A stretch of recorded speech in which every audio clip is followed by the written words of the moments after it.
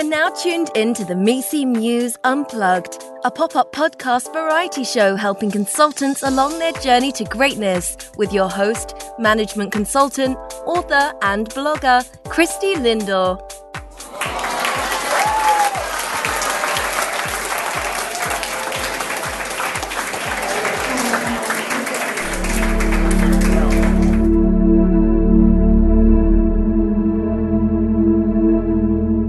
Go-getters. So for today's episode, we are doing a Crossroads, and this is actually a special Crossroads. I'm super excited to speak to our guest today. With this individual, she has just gotten a consulting offer, which is really super awesome and still wrapping up. So I want to make sure we can share her story, and she can give you kind of guidance on her, like how she got started and her recruitment story, but give you ideas as if you're thinking about going into recruitment for a consulting role. And then with that, I'll also kind of give her some guidance based on, what I wish someone told me when I first started my career, because the foundation is critical. So I this is like a near and dear type of conversation to me. And I'm super excited and honored to introduce Michaela to the guest. So Michaela, welcome to the Misi Muse Unplugged. Thank you so much for having me. I've loved listening to the show. Oh, thank you. No, I still appreciate you taking time to connect. So before we delve into today's conversation, maybe can you take a moment and just give everyone a little bit about your background and, kind of where you are in today's Crossroads? Absolutely, yeah. So currently I'm a scientist, and I got into science a long time ago when I was probably just starting high school. I really liked answering questions. I liked the challenges of science. I liked that not everything was known. And that led me really into the field of neuroscience, because while the heart is super important, we know a lot about it, and the brain, people are going into doctors' offices every day, and we still have to say, sorry, we don't know how to help you because we don't understand the brain. And that has really driven my passion for neuroscience, because I want to help people and to answer more of those questions so that we don't have to say that anymore. So I went straight from my undergrad in neuroscience to a PhD program, and I've been doing research, and I love the research. It's absolutely necessary. But what I've found is that it really doesn't check all of my boxes. I have a lot more to offer the field as far as bringing therapies to people. I really am excited about bringing patients and payers and physicians together.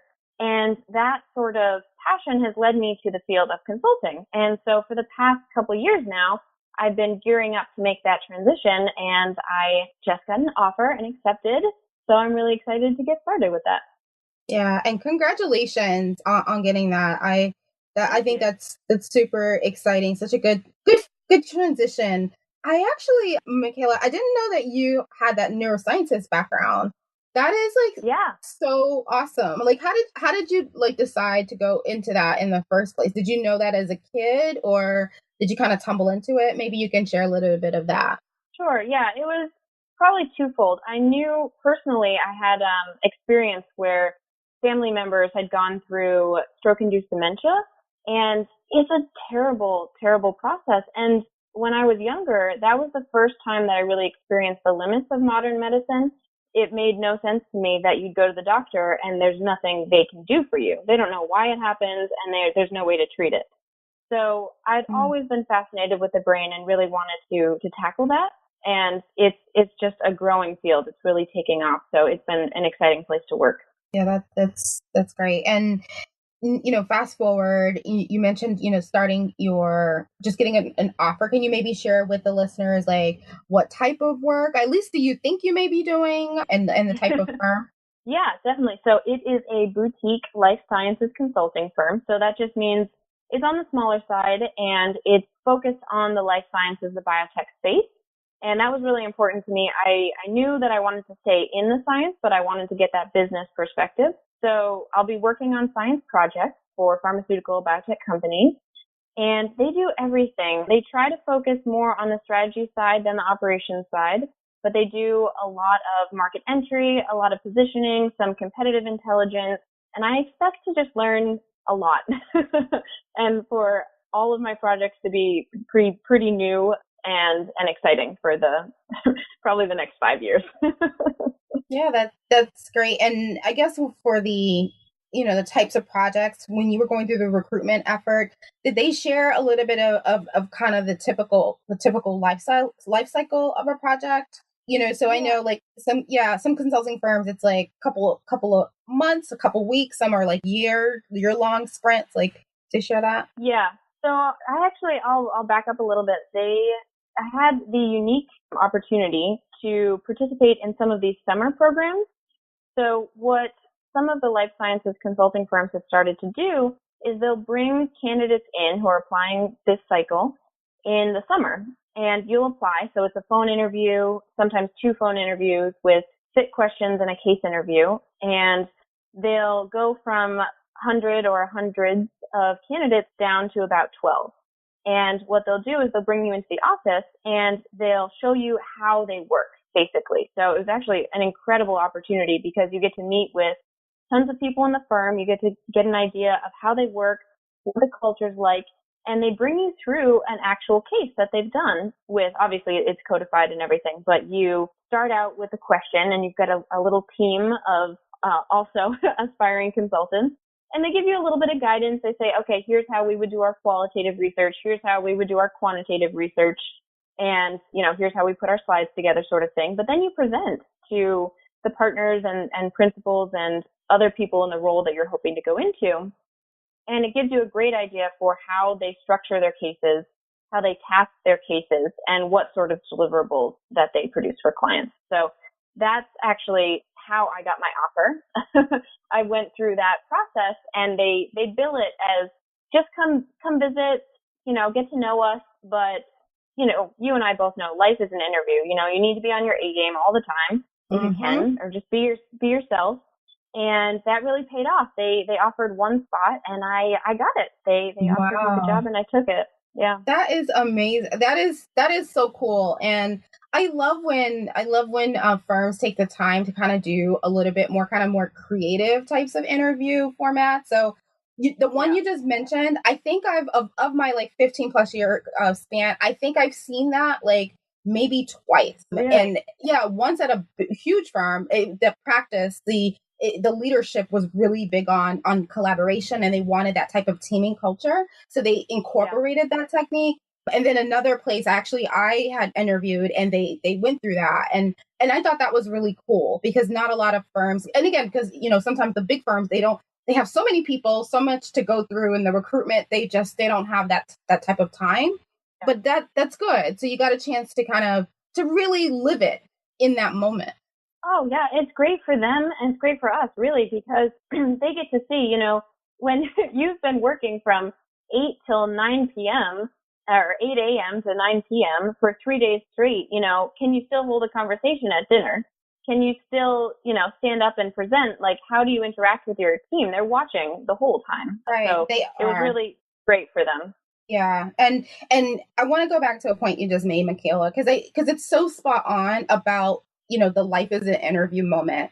Yeah. I think where I've seen sometimes aspiring consultants where they may fall into the trap is when they have what I actually call social interviews. So there are sometimes opportunities where you may meet a partner for lunch or someone for breakfast or even for drinks. I've seen interviews and experienced them as kind of those types of tactics. And I think sometimes, aspiring, especially candidates, they may think like, oh, it's just drinks, it's just breakfast. Oh, we're just, and they kind of let their guard down. And that is a test. So listeners out there, if you're going through the recruitment process and you get selected to have those types of one-on-one, those type of what I call high touch interview opportunities, you're still being interviewed. So I'm gonna just kind of, spoiler alert, do not think like you're in there and everything's good and then you start kind of like, getting a little too casual. So, it's still an interview. So thank you for reminding me about that. Yeah, and I'd just like to add, it's not easy. I am not naturally a person who, when you're tired, everybody gets tired. I would rather just curl up with a book than start a conversation with someone that I don't know. I think that's, fairly normal.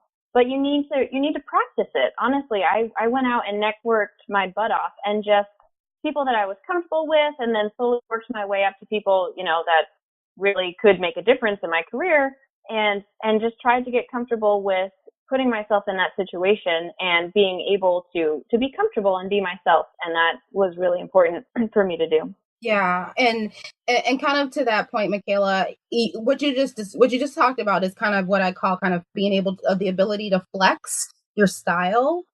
That's another key point. I talk about it in my book, in terms of being a great consultant. Just because you may be one way by default, you have to learn how to adapt and flex and bend. And kind of like you, Michaela, I'm actually, people may not realize this, but I'm actually a very introvert person. Like you, Really? like just like you, I prefer to be home or just, read my book, get online, like, I so love those like alone moments. But I chose a career that, in order for me to be successful at it, at least here in the US, for me to be successful, I had to adapt. And so I've built up a muscle. So now I can like go off and talk, and I can spend the whole day talking to people and networking. And then like when I get home, my husband knows like I'm exhausted. And I'm like, I just need to decompress. I need to recenter back to like the way I'm normally am. But I do it. I don't even think about it anymore. It's like an unconscious competence, right? I just do it, and I go in and out of that mode really, really easily. So it's good that, It's a skill. Yeah. Yeah. No, it's good that you've learned that early on. Because I think in the beginning of my career, I didn't do that per se. I really kind of stayed within like the way I am by default. And I think sometimes, there were missed opportunities. I felt like I left a lot on the table, just kind of not like flexing. So it's good that you know that up front. Sure. Yeah, I've definitely been working on it. So I would encourage anybody out there to practice, even practice with me, practice with Christie. Just call people up, ask them out for coffee, and just, talk about it. It doesn't have to be all work either, Right. Talk about your lives. Everybody's human. So just try to be able to do that. Today's episode is brought to you on behalf of the Miesi Muse. 100 plus selected practices, unwritten rules and habits of great consultants. A book by Christie Lindor. Written in the voice of a mentor, the Miesi Muse provides insights on the unwritten rules of great consultants. A perfect read for new or aspiring consultants. Christie dives into her 15 plus years of consulting experience while sharing interviews and anecdotes from over 50 consulting partners and leaders that represents thought leadership from 80% of the top 10 consulting firms in the world. Pre-sale begins shortly. Sign up at www.miecimuse.com. Yeah, no, definitely. So let's kind of take a step back, Michaela, and kind of talk through your recruitment story. So what were some of the things that you felt that you did? You mentioned earlier about case interviews. Like, what were some of the things that you did to prepare that you felt like really kind of help you become like and differentiate your candidacy versus others? Yeah, so I was pretty purposeful. I knew that there were certain elements and boxes that I needed to check. And so it honestly isn't just one thing. I think all of these things are absolutely necessary. So it was the case prep, the networking, the internal experience, the external experience, and then the general biotech news. And I'll go through each of these. So for the case prep, I started probably about 6 months ago doing a case a week with our local case practice group. And I would do, just try to learn as much as I could from more experienced members. And then building up towards the week of, I knew it was going to be a phone interview. So I practiced on the phone and at least a case a day for a couple of weeks, which sounds intense. I know everybody's different, but I needed that level of practice to feel really confident in my abilities. So that worked really well for me. And then the networking, I tried to be purposeful about it and not just waste an opportunity. So anytime that a name was mentioned, anytime I had a question about something, instead of, say, Googling it, like, how do you do a SWOT analysis, I would call up a consultant and say, hey, would you be interested in getting coffee with me? I'm looking to get into the consulting field. and I have this specific thing that I'm trying to learn. And that really helps me because sometimes those conversations can be awkward, but when you have an actual thing that you're trying to learn, hey, I need to do a SWOT analysis for this volunteer consulting group I'm doing, then they get to learn a little bit more about you, and they're able to give you some tangible advice and help. And you can keep in touch with them, say, hey, thank you so much. We just had the wrap up and it was great. Your advice was so helpful. So I found that form of networking really helpful and effective. And then I tried to get all of the internal experience I could get. So at my current university where I'm doing my PhD, we have a business club, we have a graduate student council, we have a case competition, and I started a volunteer consulting firm, basically, because I knew that I was going to need to get all of the real world experience. Consultants don't actually sit across from each other and practice cases. That's not what a consultant does. What they do is they work on projects. So I wanted to be exposed to as many project type work as I could. And I did that internally. And then once I felt that I kind of had a little bit under my belt internally with students teaching students, I said, okay, I really need some external experiences. So through my network, and I actually had 3 different connections at a single place where I wanted to do an internship before I got the internship, and being able to work in an actual, they were a venture creation firm. So they have a lot of early stage companies, and being able to see what they do on a daily basis was really helpful. And being able to see how fast they have to work, how they have to work on incomplete information, what kind of things they were asking from me, that was fantastic and really validated a lot of what I had done before, but also expanded my knowledge and my vocabulary. So I felt confident in saying, yeah, this is how parts of the biotech industry work. You know, this is how a small company operates, which I never would have been able to do if I hadn't seen it. And then the last thing is reading biotech news. So here I really recommend doing whatever you like, because if you like it, you're more likely to do it. So there are all kinds of newsletters out there like Fierce Biotech, Fierce Pharma. You can get email subscriptions and they'll send you emails every day. But if you're not someone who's going to click on those and read them, then find something else. There are amazing podcasts. One consultant actually recommended Twitter. I asked, where do you get your biotech news? How do you stay up on what's current? And this consultant actually said Twitter. They have a feed full of all kinds of different news outlets and companies, and that's how they get their info. And I found that those little bites just really accessible. And so now on my commute into work, I'll read the Twitter feed for the day, and that keeps me up to date. So that was really helpful in the case interviews because they're definitely looking for you to know the industry, not just have the basics of the case. So yeah, that was a lot, but those are sort of the 5 things that I would say you have to have under your belt. So listeners, I hope you hear, this is, so to me, this is, ladies and gentlemen, what I call the making of a rock star right here. What Michaela just said. I mean, you just said so much, and you just kind of covered like most of the things that I would have covered. I think where you took, to me, where it became rock star status is when you were like, oh yeah, I started a volunteer consulting firm to get experience. It's like, that's you just gotta do it. You just gotta do it. Absolutely. I'm all about just gotta do it. And so kudos to you. Your firm, I think they're so lucky to have you. And I'm sure they knew it. I'm sure they knew it too when you walked in and you were prepared. So you all follow Michaela, like everything she just said, like all you got to do, she just like laid out a playbook. Like literally for those out there, you can just go back, listen to this podcast episode one more time, pass it on. If you want to get a great role in consulting, take a page from her playbook, and I think you'll be great.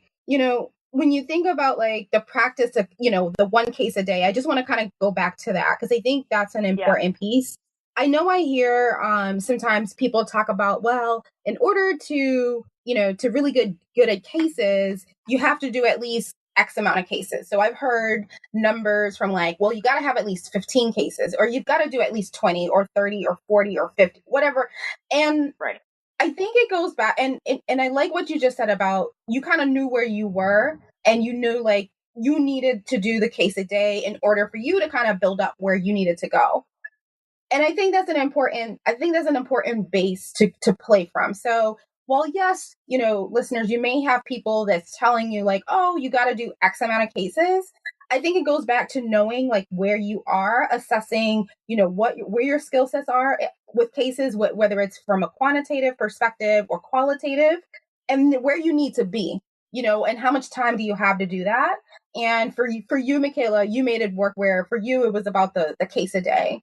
Yeah. When you were doing the case a day, was it, did you have like a specific focus? Like, were you just, trying to get faster at calculations or trying to kind of talk through the different things? Like, what were some of the things that you were focusing when you were doing the case a day? Yeah. So I knew, and it turned out to be true, that almost all of the cases I had in this early sort of interview stage were market sizing and market entry in the life sciences space. So I specifically requested from my case partner that we do those types of cases. And so I got really comfortable with them. And not that they were, I heard, in some of your other episodes, it is hard. You don't want to sound automatic with them, but you want to be comfortable enough that you can get into the details of what they're asking you and adapt it. So I did mostly market entry and tried to find some tricky ones so that I would be prepared for a curveball. And the math was huge because when you're under pressure, all of a sudden, the simplest things become really hard. So I worked on the math a lot independently of the cases, and I asked for cases with a lot of math so that I could be more comfortable with that. And I think the point where I felt good about it was where my case partner was like, yep, you nailed it.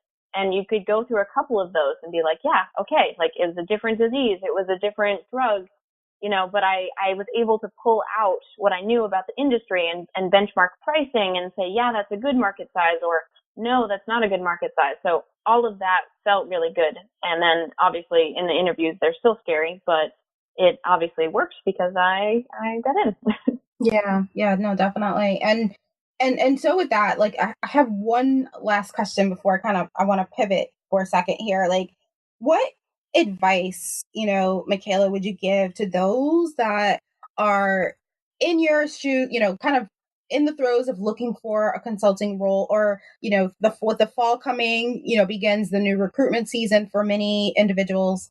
Like what advice would you give them knowing what you know now that you've gotten your first offer?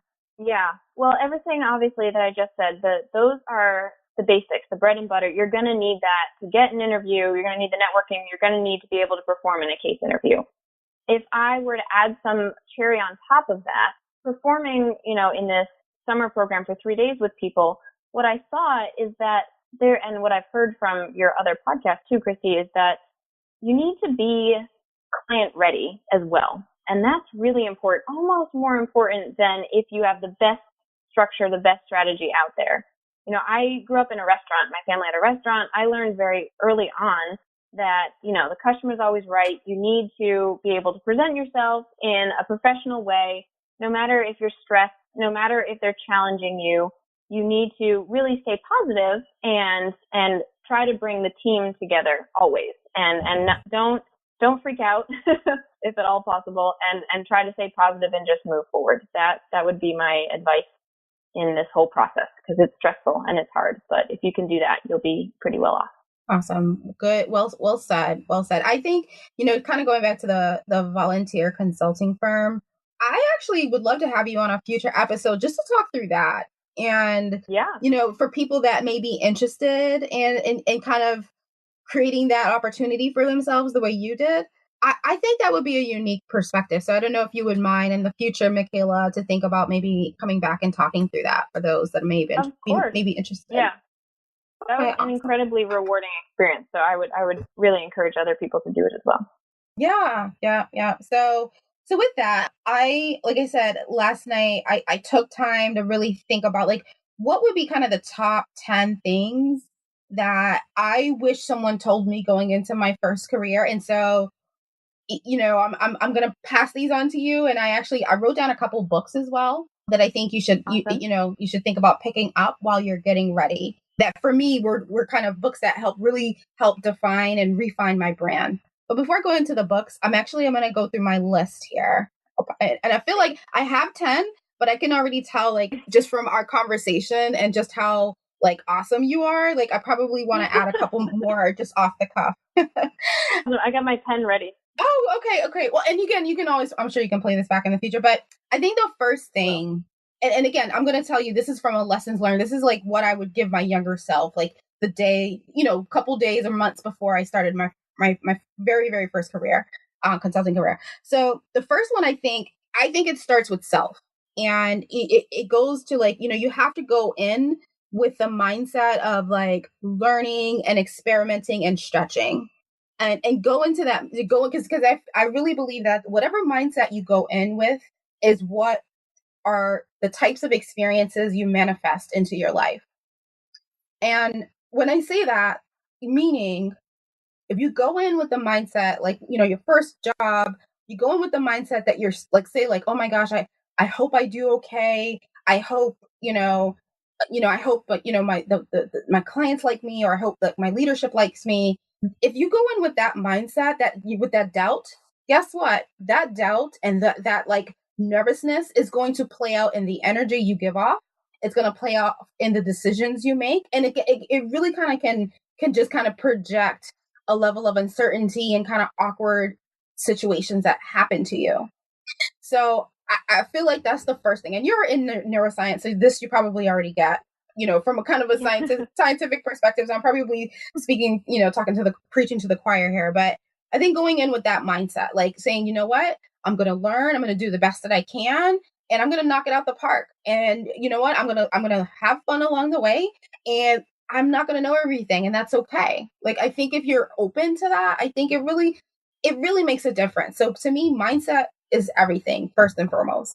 The second thing I wrote was like play sponge. And I feel like, with you and the way you are, Michaela, I'm pretty sure you'll be doing this already. And when you're playing sponge, I like to say, leverage your newbie card. When, when you're new at a firm, or you're new, whether it's your brand. So for you, you're like spanking brand new, straight out of school. Leverage that card to your advantage. You like I say that, like, you ever see like a little kid? If you ever around a little kid, like between the ages of like 5 to 7 or 8 years old, they ask so many questions. And you're just like, oh my gosh.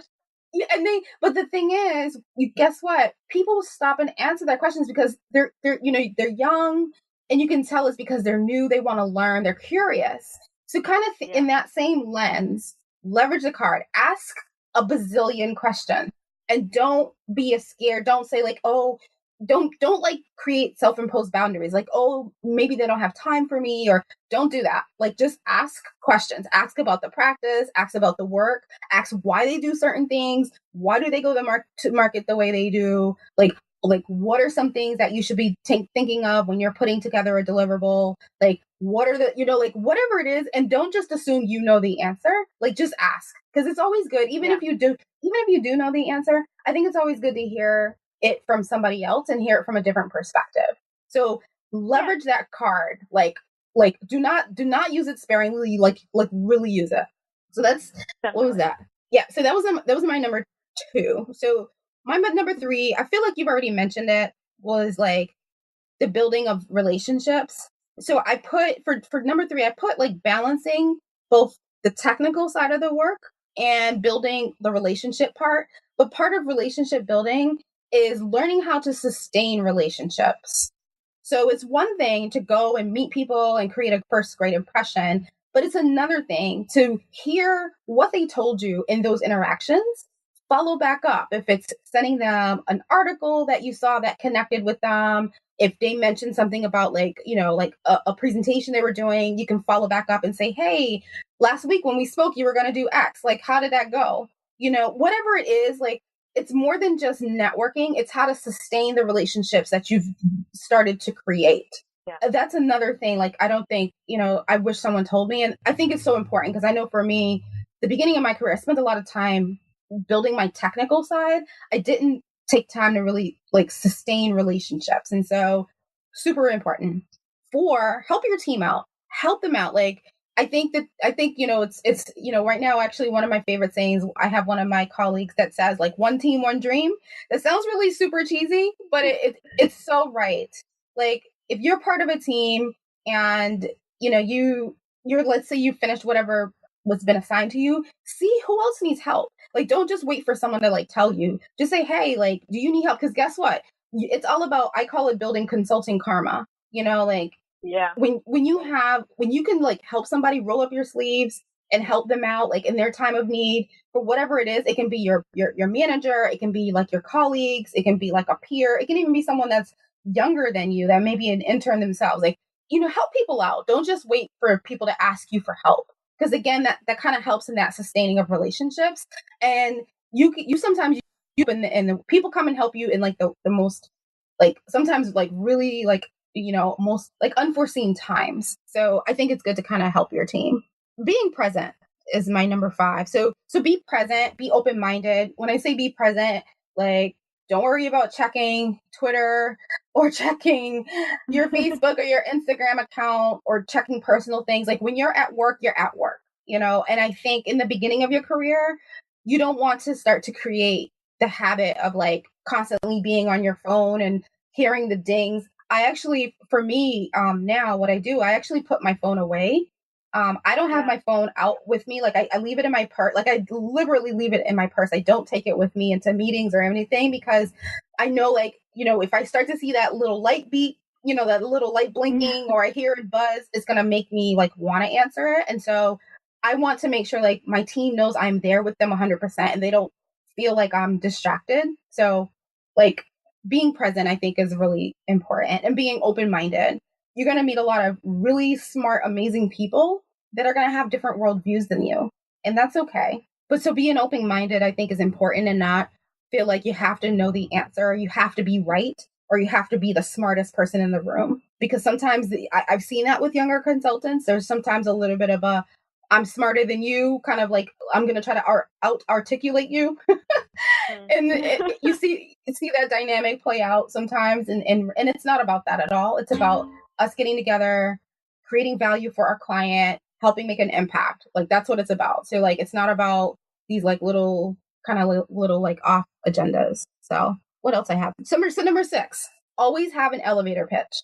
And when I say an elevator pitch, so what are you doing right now? So the minute, like, if someone asks you, what are you doing right now? You can say, you have like a quick soundbite of the project you're working on, or a quick soundbite of the proposal you're working on, because you're going to run into people at different times. Like, there's the, what do you do if you run into someone in an elevator?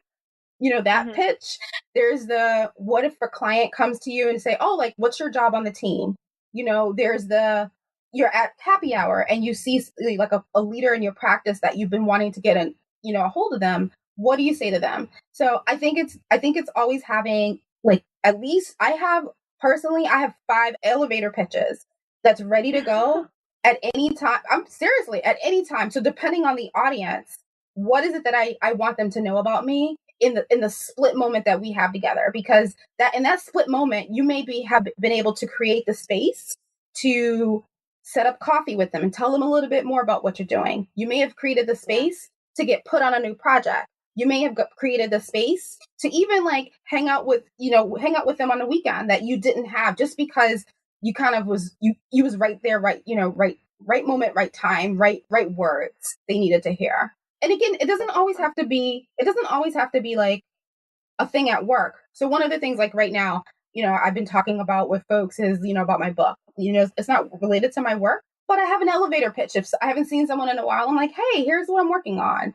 If I'm doing something around the house, I remember when I was first moving locations, I was like, oh yeah, I'm doing this. So it's, or, I was telling you about my stepson, he's going to camp later today. So I'm, I may talk to someone about that. So but just always having a couple of pitches ready. So like you have something to hook people so that they want to like know more about you, and you kind of hook them into your world. Yeah. I think that really goes back to the skill of communicating with people and presenting yourself too, because I guess when I've seen it previously, it looks automatic, but honestly, it's something that you can practice and be ready for. Hey, go-getters. Have feedback on today's show? Questions on consulting? Want to be a guest? We'd love to hear from you. Just drop us a line at mecmuseunplugged@gmail.com. That's mcmuseunplugged@gmail.com. You can also show us your support by downloading episodes, spreading the word to friends and family, or leaving us a review. Remember, Misi Muse Unplugged is a pop-up podcast, which means we'll stick around as long as we continue to hear from you. Thank you for your support. Now back to today's show. Absolutely. And it's always changing, right? Because you're always, things are always happening. So I think it's always having those I call them back pocket pitches. Another thing to kind of think of, I say know who the players are in your ecosystem. Yeah. That's super important. And when I say the players, like, when you're and you can start to do this now. What's amazing is like this generation is so blessed. You have Google, which is super. You can find out so much stuff on Google about someone and never have met them before, and you know so much about them. So take the time, figure out like who are the leaders in your firm, who are people that are currently working there, who are some of the clients. If you've got names, like start to kind of create almost like a little bit of a mosaic of, okay, here's all the different players. Here's the little data bites that I know of them. And you start connecting the dots. Like, are you around a lot of people that are, enthusiasts? They're runners, for example. I remember I was on a project, everybody was a runner. And it wasn't like by design. They just kind of gravitated towards each other, I think, sometimes. So figure out like who are all the different people are, what roles they have. The role they have versus their level of authority and influence are two different things. So understanding that distinction and just connect the dots, like just figure it out. And that gives you an idea. When I go back to the elevator pitch, if you know like someone's a runner and that's something that you may be doing or you're interested in it, that may be part of your pitch, to say, hey, like, I just started, doing things, and they'll, say like, hey, I know you're a runner. What are some tips you can give me? And again, they may not have time to talk to you in that moment, but that may say like, hey, let's set up time. Let's talk about that. Or, hey, I'm going to go for a run like tomorrow after work. You can join me, or, whatever. It just creates the space. Yeah. And then my number 10, I put here, I said, learn the art of detachment when it comes to what you want. And I see that meaning whatever expectation or mental map that you may have of what you're going to do, it may be a little different than reality. And that's just how it is. So you may think, oh yeah, I'm going to do like all these different things. You may do something that looks like that, but when you're in the throes of it, it's going to feel a little different. And that's okay. Mm-hmm. I think it goes back to like, if you have like goals or certain things you want to do, let people know. So that was one thing I wish someone told me. Like tell people what you want to do, but at the same time, don't hold on to it. Like, let it go. And if you tell people what you want to do, you do good work. You kind of show that, you build that trust, you build that social capital. What you want to do is going to come back to you in some way. It may not be in the time that you want it. It may not be in the manner that you think it was going to happen, but it's going to happen eventually. And so I always say, learn the art of detachment. Like, so get used to like putting yourself out there, letting people know what you want, putting out your expectations, but then letting it go and letting the universe do its job. Yeah. Yeah, it's really important. I think it's really hard, particularly for me, because I am super focused and excited about things. So when they don't work out or, just it's not the right time, then, it's easy to get down about it and to focus on it. But if you sort of detach from it and just always focus on doing good work, it'll come around. It'll happen. It will. It does. It always does. And you're talking to someone, I'm similar. You and I actually have a lot of similarities, Michaela. I am the same way. I'm always like very super specific about what I want. Like I know exactly what it is. And it's funny because I don't deviate. I think since I was a kid, I have certain things I definitely wanted. Once I get it, then I'm good. But until I don't, I'm laser focused on that. And I've had to learn over time, and I think it's just with time that it's gonna happen. So like most of the things that I've ever wanted to do, Michaela, I've been blessed to do them. I've actually had to create new big goals because a lot of things I've already done. And so, but in that time, I think about the journey I took to get some of those things. And some of them I felt like I forced this situation or like was aggressive. And I'm like, well, I didn't really have to do that. It was going to eventually happen in one way or another. So now I just learned the art of detachment. So put it out there, work hard towards it, work toward, it may not come out the way you exactly, but it will eventually manifest in some way. So yeah, I'll try. I'll definitely try. Yeah, those are my big things. 2 books I would recommend for you to pick up to read that were helpful for me. So the first one, if you haven't already, you may have. It's called The First 90 Days. It's by Michael Watkins. I know for me that book is, and that's a book, like anytime you start anything anew, I think it's a really good book because it talks about like success strategies for at any level, like what are things you should consider doing. So that book is really important. And if listeners, if anyone out there knows the author of Michael Watkins, I would love to speak with him because his book has been his book has been an anchor in my career for so long. I would love to talk to him. And then the second book, also, I would love to talk to this author. It's called Be Your Own Mentor by Sheila Wellington. So I remember when I first went down, what's the path of, okay, so Be Your Own Mentor, Strategies from Top Women on the Secrets of Success is the full title of the book. Again, if anyone out there knows Sheila, I love this woman. She doesn't know it. I would love to. So I remember the day that I made the decision that I was going to like really take accountability for my career and not wait for people. I remember I didn't have mentors, and I said, and the way I operated, Kayla, was like, if I don't have I don't have a mentor, let me Google that. I remember it was like one of the first things I Googled, and then I came across her book, and it was like called Be Your Own Mentor. So I was like, well, that's what I'm trying to do. So, yeah, exactly. So I read that book, and that really set me on a path as well. So again, if anyone knows Sheila, I would love to speak to her as well about that book. I'd highly recommend those two. Those two you'll take throughout your life, your career. And I wish you the best, Michaela. Thank you so much. This is phenomenal. I'm going to re-listen to this about 10 times. Thank you.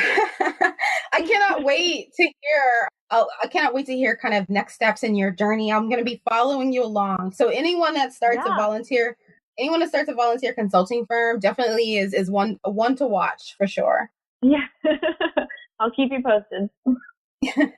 Awesome. Well, thanks again, Michaela, for joining us on today's show.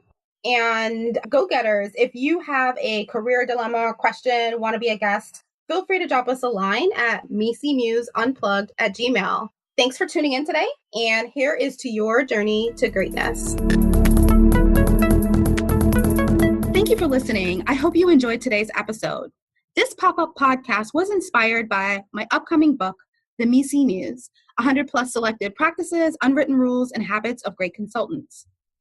I have people asking me over the last year many questions about this book, but the one question that comes up constantly is, Christie, you have such a demanding career. How did you find time to write this book? And honestly, the answer is simple. I really sought to become the mentor that I wish I had earlier in my career. In the beginning of my career, I didn't have many mentors, mental maps of what success really looked like. And I really struggled with that in a lot of different ways. But what's nice about struggles is that I overcame them. I grew stronger, more competent, and I'm so excited where I am today in my career. I just want to share, what I've learned and be able to help you. And so I wrote the book, with my years of experience, but I also had an amazing opportunity to connect with over 50 or so consulting partners and leaders across the industry, sharing their stories, their antidotes, their resources on how you could be a great consultant yourself. So do me a favor, pick up your phone right now. Go to www.mecemuse.com. If you scroll down, you'll see a little box that says sign up for the book pre-sale notification. Go ahead and sign up for it. I'd love to hear your feedback on my book as well as the podcast. So thanks again for listening, and here's to your journey to greatness.